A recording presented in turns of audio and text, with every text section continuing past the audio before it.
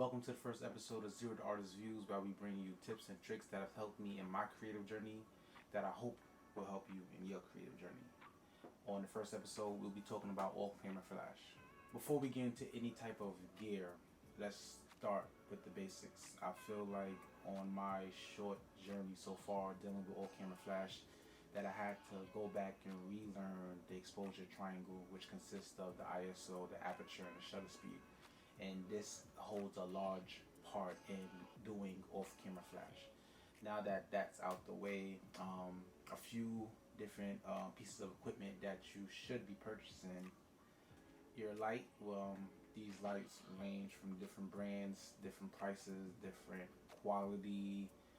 I feel like just getting into off-camera flash, I don't suggest you overspend, but some people might think it's good to get a light with a higher power output, so you don't have to double buy later on in your photography journey. Something else you should buy is a trigger. Now this trigger is an X Pro trigger and it's for Sony. They have X Pro triggers for Nikon and Canon. You have to figure out which trigger would work for your camera. So these triggers communicate with your camera to your light. They're inexpensive, they're about $50. They have universal triggers that you can buy, and they have triggers that's dedicated to each camera brand. Another thing that you would need is a camera, a DSLR, a mirrorless camera, whatever it is. You definitely need a camera to do off-camera flash. Another thing that you would need is a modifier. A modifier is basically an umbrella or any type of attachment that will go onto your light to shape the light, to make the light harder or softer, to basically direct the light. Modifiers ranges from $30 all the way to $200. So depending on the look that you're going for, they have different brands of modifiers that you can use. You just have to do a little bit of research. Once again, I'm not going into complete detail. If you have any questions, just leave them down at the bottom. I can send you a message on different pieces of equipment that you can buy based on the camera that you're using. And last but not least, when it comes to this portion, I feel like you should do a lot of research. Contact and message a lot of people that are in the field, people that you look up to. It's very important to do a lot of research, and if it's YouTube videos, if it's Skillshare, if you have a friend that's already in it. Like I used to talk to one of my close friends about off-camera flash all day, all night. So doing research, once you get the gear, practice, and look up someone that's in the industry that's already doing the kind of work that you want to be doing. Reach out to them, see if you can just sit in with them, even if you have to pay them a little bit of dollars or move some lights and cameras around. It definitely will pay off in the end. One of my strong suggestions are practice shooting indoors first. Shooting outside, you have variable weather.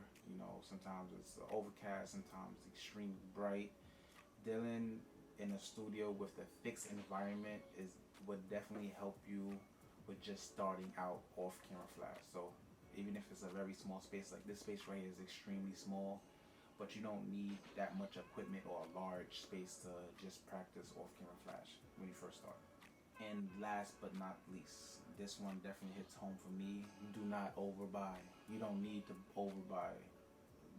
When you start getting into this game, you want to buy every piece of equipment, and you really don't need all these pieces of equipment, especially when you're just starting out. I would say just to get the fundamentals that I mentioned in the beginning. One thing that I didn't mention was a backdrop. I would strongly suggest Savage Universal Backdrop. They have a wide range of colors.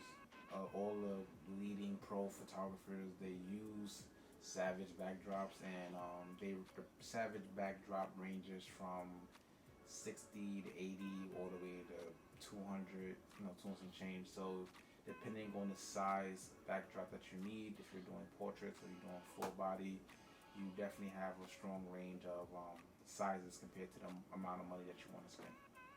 And I believe that's it. Once again, this is like a brief overview. If you have any direct questions, I can answer them or send you any type of videos that have taught me off camera flash.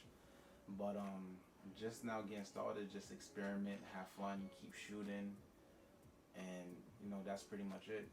Hope you guys enjoyed the episode. Tune into future episodes where I'll be giving you, once again, tips, tricks, and things that have helped me in my creative journey. Until next time, peace.